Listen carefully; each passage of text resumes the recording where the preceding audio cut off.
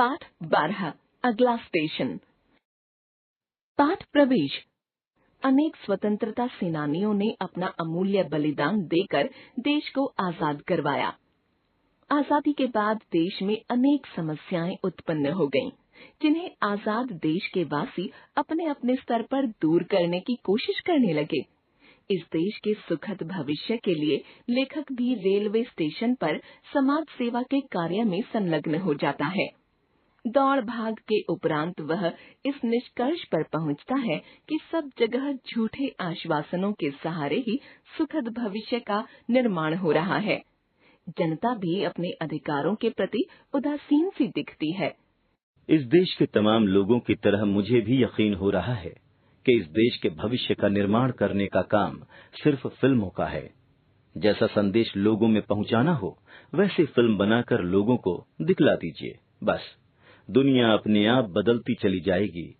इधर जैसे ही मुझे फिल्मों के जरिए ये संदेश मिला कि समाज को बदल डालो, वैसे ही मैंने अपनी समाज सेवा को अधिक गहरे स्तर पर करने का फैसला कर लिया और मौके की तलाश करने लगा ताकि मैं समाज को एक ही दांव में बदल सकूं।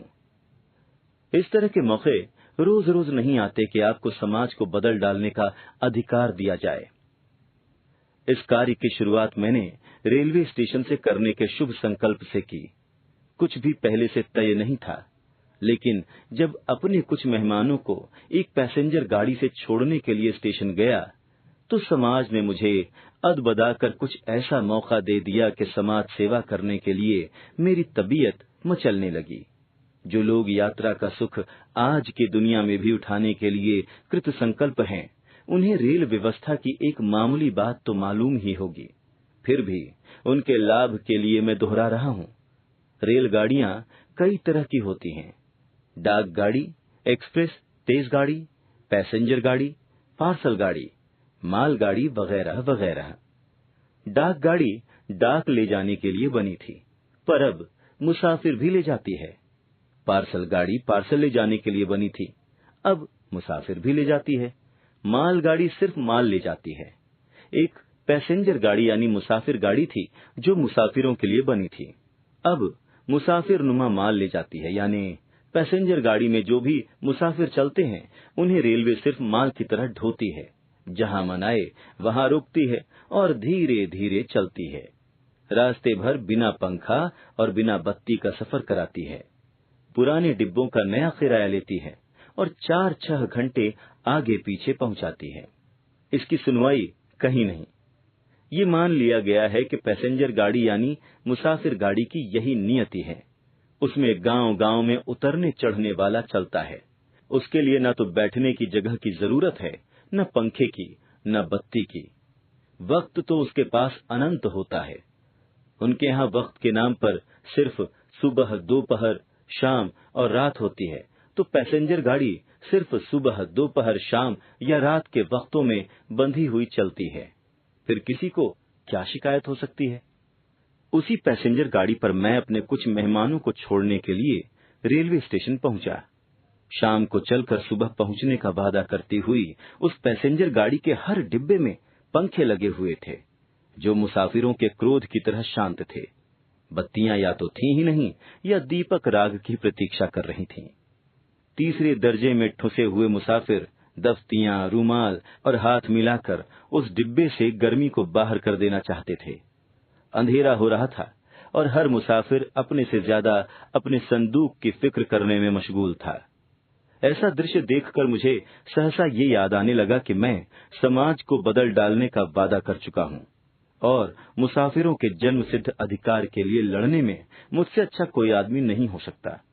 जो लोग सफर करने के लिए आए हुए थे वे भीतर घुसकर बैठ गए थे और निकलने की कोशिश करते ही अपनी जगह पर दूसरों को बैठा हुआ देखते।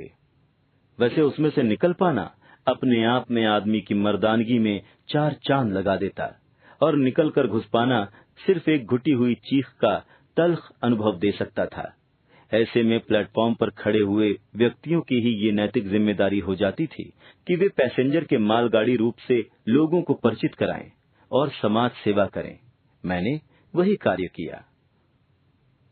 निहायत बुजुर्ग दिखने वाले गार्ड साहब पान खाए हुए एक कुचैली लाल टाई मैली कहना मैलेपन का अपमान होगा। लगाए आधा कोट बाह पर डाले हुए बांस के छोटे छोटे डंडों में लाल हरी झंडियां लपेट कर रख रहे थे। उनका लोहे का बड़ा बक्सा प्लेटफॉर्म पर खुला हुआ था और उनको तमाम कुली कबाड़ी घेरे खड़े थे। एक ने उनको चाय लाकर दी और वो चाय पीने लगे। मैंने समाज सेवा के कुछ नियमों का ध्यान किया और भीड़ को चीरता हुआ उनके पास पहुंचा। उनसे मैंने डिब्बों में बत्ती और पंखा ना चलने की शिकायत की। थोड़ी देर तक वे चुपचाप अपनी चाय पीते रहे। फिर कुलियों को कुछ सामान लादने की हिदायत देने लगे। मैंने अपनी बात दोहराई। उन्होंने एक बार मेरी तरफ देखा और फिर कुलियों से बातें करने लगे। मैं जानता हूं कि बेहयाई का गुण एक समाज सेवा में बड़ा लाजमी होता है, अतः मैंने फौरन अपनी बात को और भी तेजी से गार्ड साहब के सामने दोहराया। अब की गार्ड साहब ने पहली बार जवाब दिया। कह तो दिया साहब कि अभी सब ठीक हो जाएगा। प्लेटफॉर्म पर बिजली वाला होगा, उससे कह दीजिए, ठीक कर देगा। बहरहाल मैं आश्वासन लेकर लौट पड़ा। अपना देश ही आश्वासनों पर चल रहा है, अगर वो भी हटा लिया जाए तो फिर रह ही क्या जाएगा। और फिर जब सभी लोग आश्वासनों को सही मानकर चुप बैठे रहते हैं तो मुझे पहली ही बार आश्वासन को चुनौती देना ठीक नहीं लगा। डिब्बे के सामने पहुंचा तो मेरे मेहमानों ने भीतर से पूछा, क्या हुआ? मैंने तड़ से अपनी कारगुजारी बयान कर दी। अभी सब ठीक हो जाएगा, पंखा भी ठीक, बिजली एकाध इधर उधर की बात हो सकती थी, लेकिन गाड़ी छूटने का वक्त निकट आ रहा था और मुझे लग रहा था कि गाड़ी बिना बत्ती के ही चल देगी।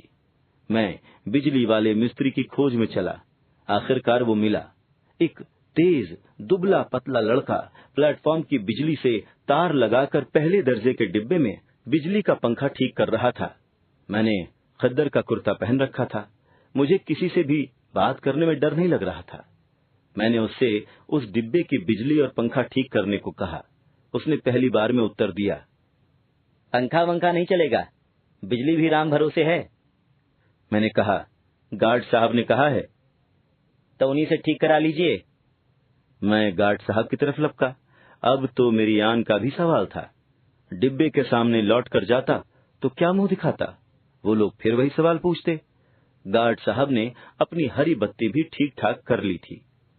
पान खा रहे थे, भीड़ वैसी ही थी। मैंने फिर गार्ड साहब से अपनी मुसीबत दोहराई और उस मिस्त्री की शिकायत की। गार्ड साहब ने अपनी आदत के मुताबिक तीसरी बार में मेरी शिकायत पर कान दिया। अब की नए सिलसिले से बातचीत हुई। कहाँ जा रहे हैं आप? मैं नहीं जा रहा हूँ।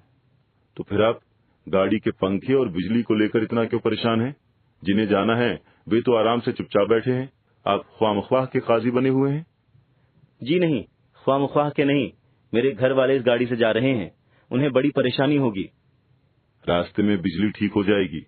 अब तो गाड़ी छूटने का वक्त हो रहा है, देर हो जाएगी। यहाँ पर अगले स्टेशन पर ठीक करा देंगे। अगला स्टेशन तो गांव है, वहाँ मिस्त्री कहाँ मिलेगा? अजी साहब, गाड़ी मैं ले जा रहा हूँ, मैं नहीं जानता और आप सब कुछ जानते हैं। अब गार्ड साहब ने जैसे मुझे धमकाने के लिए मुंह में सीटी दबा ली और हाथ में हरी बत्ती वाली लालटेन उठा ली। वैसे झंडी पहले से ही खुली हुई थी। मैं भी समाज सेवा पर तुला बैठा था। बोला, देखिए गार्ड साहब, जब तक पंखा और बत्ती ठीक नहीं होंगे तब तक गाड़ी यहाँ से नहीं चल सकती, समझ लीजिए। अरे साहब, ठीक हो जाएगा, सब ठीक हो जाएगा। आप चलिए बैठिए, मैं अभी आता हूँ उस डिब्बे के पास। मेरे मेहमान खिड़की से सिर निकाले मुझे बुला रहे थे। गाड़ी छूट जाएगी और चलते वक्त एक टाटा तक नहीं कह पाएंगे, लेकिन टाटा को देखें कि अपनी बेइज्जती को देखें। गार्ड साहब टहलते हुए आगे बढ़े, उनके साथ पूरा जमघट। हमारे डिब्बे के सामने से वे निकले, हम भी उन्हीं के साथ साथ चल रहे थे। मैंने मेहमानों को डिब्बे के सामने से निकलते हुए यूं देखा कि जैसे, देखो, मैं चाहूं तो पूरी दुनिया को हिलाकर रख दूं। गार्ड साहब आगे बढ़कर बिजली मिस्त्री के पास रुक गए और बोले, क्या बात है भाई, बत्ती पंखा क्यों नहीं ठीक कर देते? मिस्त्री लड़का ताव से बोला, मैं क्या खुद पंखा बन जाऊं गार्ड साहब, जब उसमें पावर है ही नहीं तो? गार्ड साहब ने निहायत नरमी से कहा, अरे भाई, तेज पढ़ने की क्या जरूरत है, बात क्या है?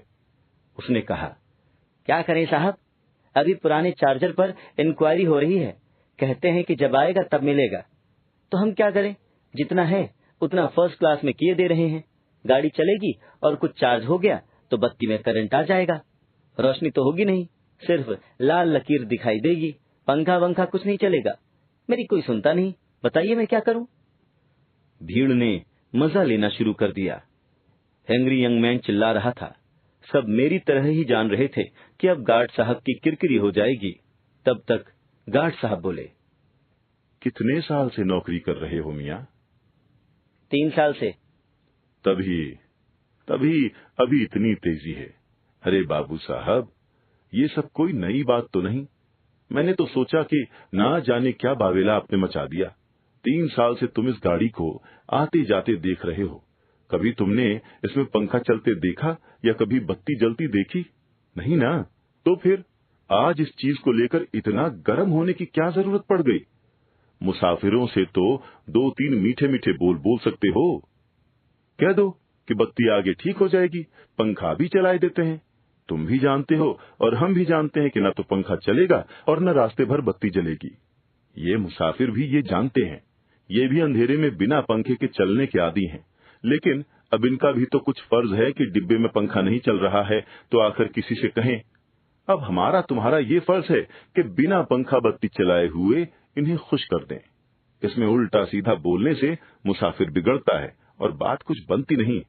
अब चार्जर नहीं है तो तुम क्या, हमारे बाप भी डिब्बे में बिजली नहीं दे सकते? पर ये कहने में क्या लगता है कि अगले स्टेशन पर ठीक हो जाएगी।